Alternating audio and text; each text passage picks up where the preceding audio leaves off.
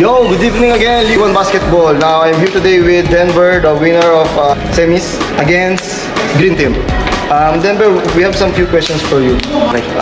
Napansin namin may iniinda ka pa, pero tagang pinili ko maglaro. Ano yung nagpursige sa'yo or nagpush sa'yo para maglaro ngayong semis?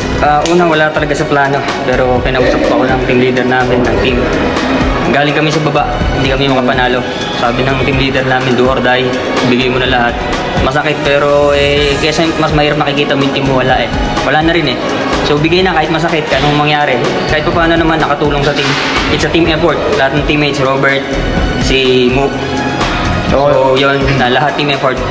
Oh, nakita namin yung play nyo, yung chemistry nyo ngayon nabuo na from 0-3, nagkamba kayo going through finals. Yes. Ngayon, ano yung magiging plan nyo for the next game, finals? Hindi natin alam kung kailan. We'll see. Ano yung magiging plan nyo sa darating na finals? Una sana yung finals after 2 months. Para makarecover. Anyway, wala pa. Pag-uusapan namin ang team play namin. Kasi alam natin, sobrang lakas kayo ang kalaban namin. Sobrang stock. So, wala. Hindi namin maisip paano kayo tatalunin. Pero nothing is impossible. Bilog ang bola. Oo. So, mag-uusapan namin yan. Team effort. Hindi natin masabi. Pwede kami mag-champion. Malamang kayo mag-champion. Pwede kami pa rin mag-champion. Bilog ang bola po. Yes. Ngayon, last shoutouts na lang sa mga family and friends mo.